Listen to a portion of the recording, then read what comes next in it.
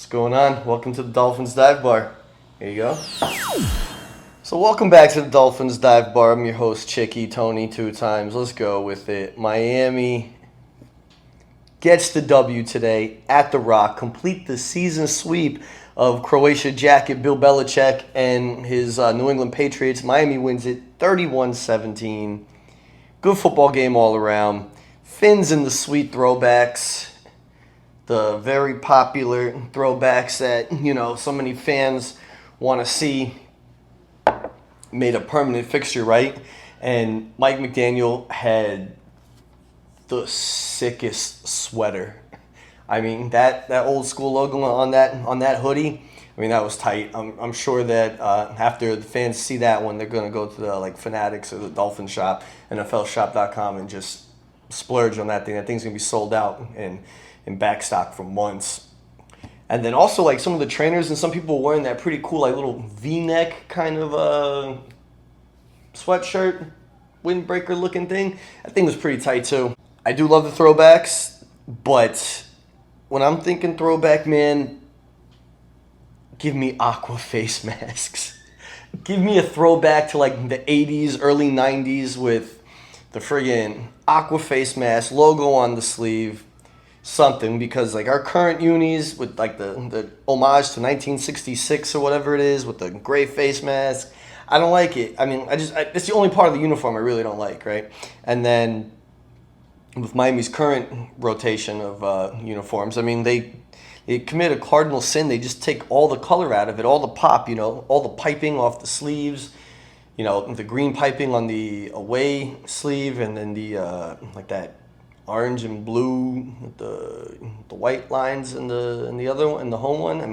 That was so cool, but now everything is just so slick and generic. And I'm like, bro, it's Miami. Get rid of the white face mask. Get rid of all that. But come on, let's go. Let's get on the game, man. Miami's dealing with injuries on the offensive line. That's what it is. Hunt gets hurt in the game with a hammy. Lamb gets hurt. Fortunately, he's able to come back. It was something, I think, with his... I forget what he was for. You had to have Kion Smith covering down for him.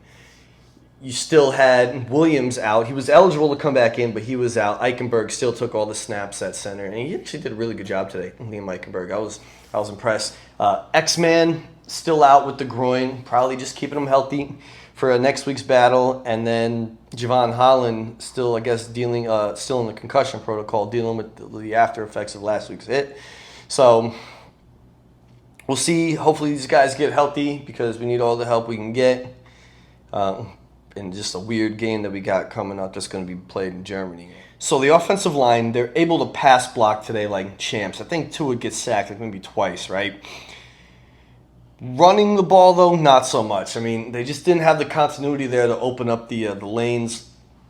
2 weeks in a row, the backs are held to actually, fairly low yardage with that makeshift line. Raheem Mostert went 13 for 46 and a fumble, which was I don't know whose fault that is. It's right in his chest. If Tua was hesitant pulling it out or whatever, was it run pass option? Who knows? They don't really do that much, but they did have that fumble. But Mostert makes up for it with some good running later in the game and a nice touchdown. And NFL, what are you doing, bro? Why do you guys keep cutting away from the Dolphins celebrations whenever they score a touchdown? Every time I'm watching on TV, Miami gets a touchdown and it looks like they're going to do something. They always cut away to a fan shot or some other shot, and they always get the tail end of the celebration. Dude, this is what we want to see, man. Let those guys have a little fun. Let us see what we want to see. We want to see those guys having fun. It's awesome. You gotta wait for the clip to come out to see them doing their little speed walk celebration. Just show it. Just show it. Stop trying to be the fun police, man. Come on. Tua Tungo Vailoa, the Samoan dynasty, the bloodline. He goes 30 for 45 today with 324, 3 touchdowns and 1 pick. He could have had another interception. He probably could have had 2 more interceptions that game. Because Tua is known, or he is prone to just a couple of boneheaded throws on the day. I mean, the one, I think the guy dropped, and then one was off of that amazing Waddle catch, man. When Waddle did that full extension catch, like if he doesn't get to that ball, if he doesn't get his hands on it or catch it or even just deflect it in any way, I mean, there's literally 2 defenders right there, the DB and the safety that were right behind him, and it would have went like right into their chest. So, I mean, great play by Waddle there, great concentration. It was one of his, many good plays, along with, let's face it, everybody had the dropsies today. I don't know what that was all about. What Tua was doing, though, that I like to see, like, he kept throwing these little pump fakes when he was throwing it to his check down receiver in the flat, and that, in weeks prior, those passes would be getting knocked down at the line. But with that little pump fake, just make the defender react, and then you can just slip it around him. I thought that was very good on Tua's behalf. Good football IQ with that, and just a nice new little wrinkle to his game that can really quell down on some of the incomplete passes. I mean, like I said, without a running game, he did have to throw the ball 45 times today. It's not ideal. You don't want to see all that. You want to see the team that was, the best rushing team coming into the game. You want to see them be able to continue to build off that. But, really until the O-line gets healthy or just gets some more consistency, I mean, this might have to be the path again in the future of these, little dink shots, 3 yards here, 2-3 yards in the flat, and that becomes your run game. And that's how guys today like Ahmed and Wilson Jr. and Ingold, that's how they were able to get a lot of catches as a group, because they were basically the run game. Tua.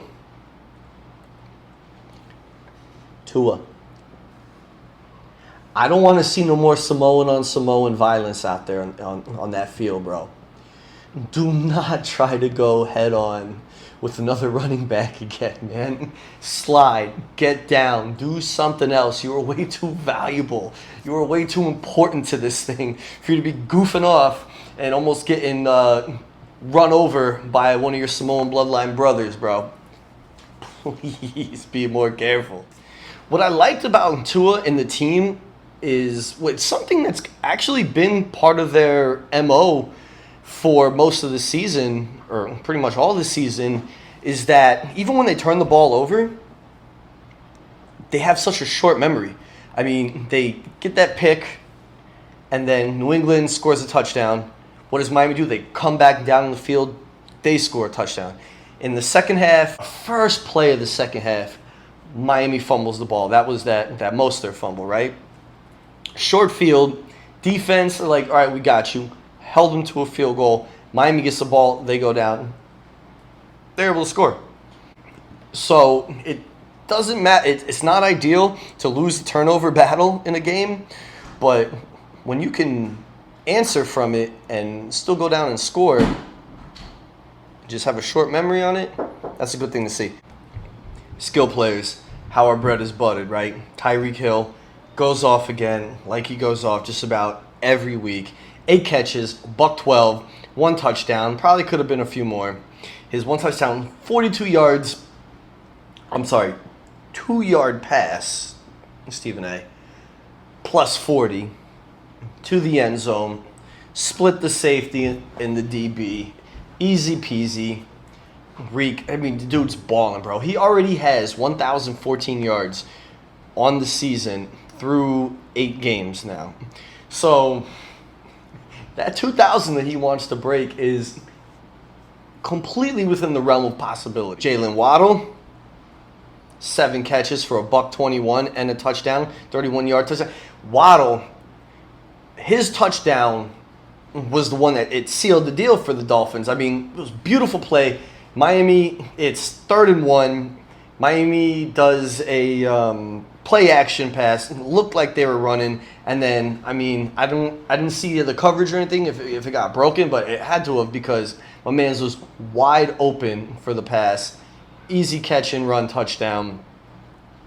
because the game was getting a little closer at that point, right? New England finally put together like a decent drive, a sustained drive, went down there, scored, cut it to one score in the fourth quarter with like, what, 8 or 9 and change, and then Miami gets the ball. Sustained drive, goes down there and takes time off the clock and is able to go and score a touchdown. I mean, you can score quick or you can take your time and be methodical with it. And those wrinkles of this offense, it's going to be so beautiful to see as it develops going deeper into the season. Hey, our new trade guy, Claypool, he finally got a catch. You see how pumped he was? He got one catch for 15 yards. Braxton, he got a couple of catches. He got like 8 yards, 2 catches. I would love to see the offense incorporate these guys more. New wrinkles. Everybody's worried about Tyreek and all these guys going over the top, and maybe you can find space for these guys, more space for these guys underneath. We'll see. But I mean, like, what's Tua supposed to do? If Tyreek Hill's wide open, 5 plays out of 7, what are you supposed to do? Like, not throw it to him? So, hey, man, you got to get your guys that are open all day long. But I'm sure as things progress, we can get those guys more involved, especially Claypool, man. Have a nice big body like that, a nice big target, maybe like a nice little fade route in the red zone. I mean, it could be a beautiful thing. We just got to give it more time to mature, more time to progress. We'll see where we are in a few weeks. Yo, Cedric Wilson Jr., I see you out there, bro. Listen to this stat line, right? The perfect stat line for a guy. I'm sure he'd want more, though, right? But he had 1 catch for 1 yard, 1 touchdown on 1 target.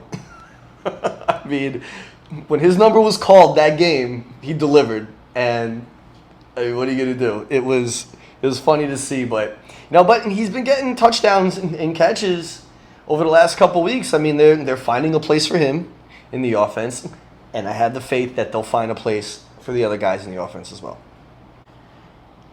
Dolphins had a case of the drops today. Tua's numbers could have been better. I mean, one drive, Hill dropped it, and then on the very next play, Waddle dropped it. And then I think it was a 2nd down and long, Waddle dropped it, which would have been a 1st down. But then they came right back to him on 3rd down. He did make a good catch. But I don't know. I mean, Waddle's like good for a drop every game. That just seems to be his thing. Like, it's one's going to get away from him. But like 2 to 3 drops in a game, yeah, we got to clean that one up, bro. I mean, I know you're trying your best out there. You're a pro, but I don't know if it's a lack of concentration. I don't know if it's just bad bounces, but you got to get on that. Hey, look at me. Some jerk off on YouTube telling a pro athlete, bro, you got to catch the ball. The defense today, other than a couple of drives, including with the short field that gave New England points, that defense they were on point, even missing X-Man and Holland. You get Jalen Ramsey back, who, what does he do? I mean, he barely gets targeted in that game, and then when they do throw to him, what does he do? He gets a pick. And then Mike McDaniel's busting his chops in the post-game press conference saying, oh, well, he said he was going to get a pick 6, but his pick only led to a field goal. I mean, that's such a good problem to have. Welcome back to an NFL field, Jalen Ramsey. Welcome to the Fins. I mean, you already showed why you're a baller and why you could be the piece on this defense that helps us get over a big hump. So we'll see how that goes, man. The line, I don't know how many pressures that they had. It seemed like for a while they couldn't get home until they did, because when they did get their sacks, I mean, they were big. Jalen Phillips and Christian Wilkins, and I forget who got the 3rd sack. But the guys, they were getting there, had a slower pace than you would want. Like, not enough QB pressures, but when you get 3 sacks, I mean, what was funny on the Jalen Ramsey interception was, Miami could have been flagged for roughing the passer on that one. It looked like a late hit live, and I was like, oh man, that one's coming back. But the refs just, I guess, picked it up. I think that the referees, I think in terms of penalties today, I think that Miami they were giving Miami a lot of makeup calls for last week's fiasco because some of those penalties were pretty ticky-tacky. When Brandon Jones was about to get that second interception, he almost had one, but it hit the ground. And then he almost had another one. I mean, the ball was coming right to him, but he had too much hang time. And whatever receiver that was for, I think it was Smith, was it Schuster? He just, old school football play, leveled dude right in the chest. And Jones was down for a little bit. And then they gave him a flag for that, not for the hit, but they said that he was taunting after the fact, like standing over him for like a microsecond. I mean, that was very ticky-tacky. Miami, though, listen, you got to clean up on some of the penalties, right? They only had, three? Actually, Miami only had 3 penalties for 25 yards, and New England got 7 for 45, so there was a little home cooking with that.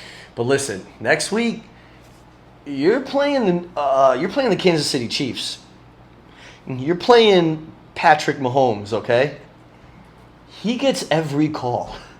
And so there's going to be a level of frustration when those guys are getting those flags because anytime you touch the guy, anytime you push the guy, they're going to throw the yellow. They're going to protect their boy. Hopefully there's not a huge disparity like there was last week against Philly. The team tied for second or third with most penalties in the league at 45 that played a perfect game and got no penalties, while the team that had 35 penalties all season commit 10 in one game. It hopefully won't be like that again, but you can expect a little lopsidedness when you're playing KC in the penalty department. And that's just my opinion. Going back to the defense, man. Oh, man. Devontae Parker. I mean, that could have been called right there. He hit him with the helmet right underneath the chin. At first, it looked like a solid football play got him right in the chest. But they got away with one on that one. Bill Belichick was pissed, as he should have been. And I think Parker had to be removed from the game. I don't remember if he came back or not. Really wasn't paying attention to it. I don't know how he's doing. I hope he's okay. But, I mean, it did look like he got his bell rung right there. Players of the game. This game ball on defense, number 5 in our programs, but number 1 in our hearts today, Jalen Ramsey, my man, coming in. He didn't have to do much, right? He locked down his side of the field, wherever he was, and when they do go his way, he gets an INT. In his first game back, 94 days removed from a full meniscus tear in a surgery, okay? The man is an animal. And if he can play like that and just ball out, and we have a healthy X-Man on the other side, and we can get Kader Kohu back in the nickel, roaming where he belongs, this secondary with a healthy Holland and, Jones, good job back there. That secondary can be scary. And David Long Jr. in the linebacker position, dude, David Long Jr. is balling out, man. Like, he's getting hits, he's forcing fumbles, he's recovering. I mean, he's not a ball hawk, like, quote unquote, like Palomalu, like one of those guys that you would consider traditional. But when a play's going down, he's always there, and you can always expect him to, not really get burnt too bad and make a play. And he's been very impressive. And if that line can get home more, or at least just make more pressures, you're going to be all right. My offensive guy, I want to give it to Waddle. I know it should go to Tua, probably, because that's a great stat line that he had. But Waddle, the dude, he had probably the best game of his season today.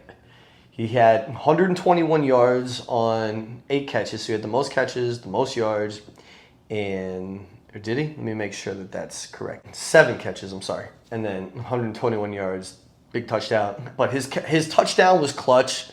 It delivered the game. It sealed the deal. It cemented the game for Miami. And then his extended catch, and then his catches on third down, his clutch catches on third down. Dolphins get third and long. It doesn't matter, man. This team, if they don't get the whole thing on third down, Mike McDaniel, the guy's in South Park, bro. His balls are in a wheelbarrow. This team, they got the balls. They're going for it on 4th and 1. They're going for it on 4th and 2 or 4th and 3, depending on what side of the field that there are. They use the statistics, the analytics to their advantage in that department because 4th and short, we got it. Full confidence. Send it, bro. Love it. Next week's the big game. So, I live in the 808, okay? It's 6-hour difference from what you guys have in Miami. Until November, then it'll be like a 5-hour difference when you guys do the clock change, because we don't. Next Saturday, I'm going to have to go to bed at like 8:30, so I can wake up for that 4:30 a.m. for me matchup against Patty Mahomes, Travis Kelce. Hopefully his girlfriend's not there, so he doesn't have to feel that he has to ball out of control. And the Kansas City Chiefs versus Dolphins, Frankfurt, Germany. Man, so my family and I, we used to live in Germany, right? A town about 20, 30 minutes south of Frankfurt, Wiesbaden. One of the most beautiful cities in the world, let me tell you. I'm so jealous and I'm so angry that I'm not in Germany anymore, because to be able to just hop on the train, take a 30-minute train and just go to that game would have been mint. I mean, I got to go see the Dolphins when they played, who was it? The Saints in London, where Miami got shut out 20-0. It's only fitting that they go to a soccer or a football pitch and they get shut out, like a nice football pitch score. No points, no goals. But, man, Germany's such a happening place, and Frankfurt is such a happening town. It's going to be a good time. So if you're going out there, man, God bless, because you're gonna have an amazing time. For that game, defense has to tighten up. Hopefully they're coming back more healthy. Watch out. Don't put your paws on Mahomes too much. And try to rein them in. You're going to have like a spy and somebody to contain. And you're going to have somebody just sitting on Kelce, because he likes to improvise his routes. He likes to break away and find a soft spot in the zone. Go down, turn around, go to town. He's going to get his catches, right? You got to find some way to contain that so that offense has a chance to fly. And you can beat these guys. I mean, they're going to be hungry. First, you're playing in a different country. You want to show out for the people. But then you're coming off a loss to Denver. Okay? Miami's 6-2. The Chiefs are 6-2. They're not happy about that. A team that Miami beat by 50. So they're going to come out hard and they're going to come out mad. We got to be expecting that. We got to weather the storm early. Weather the storm, as Coach Spo would say, right? And hopefully we come out of that one with a W. Going into the bye week, everybody can, get a little more rest, get a little more healthy. Shoot, man, you think about it. If the Finns can, if as Jalen Waddle would say, fans for the win. If the Finns can get that win, bro, you're looking at week 9 over halfway through the season, and Miami's the number 1 team in the conference. I've never seen that, I don't think in my life. I'm 37. I caught the tail end of Marino. No, they were undefeated or whatever until he tore his Achilles that one season, 93, 94. And that was one of their best chances to win. That was such a bummer. But, we're not here to talk about that. But if the Finns can get that win and can just hold that piece of the conference, that's what you want, right? You want that bye week. You want that home field advantage. You got to fight like hell for it. And this team, the makeup of this team, the character on this team, and the ability of this team, those guys can get it done, especially in what seems kind of like a down year for the Bills, and the back end of their schedule is just as tough as Miami's. We'll see, but I don't want to get too far ahead of myself. Listen, there's a lot of football left to be played. It's a good old-fashioned little cherry action. So listen, I'm done with my drink, which means we're done with our video. Next week against the Chiefs, the AFC East leading Miami Dolphins are going for the lead in the conference. Next week in Germany, bright and early, I'll be up with you. Come join me after the game. Let's have a drink. Let's yap about the Finns, and hopefully Finns get the win. Hey, Thank you for coming to the Dolphins Dive Bar. I appreciate it. And hey, salute. We'll see you next week. Snack time. So brandy cherries are the truth.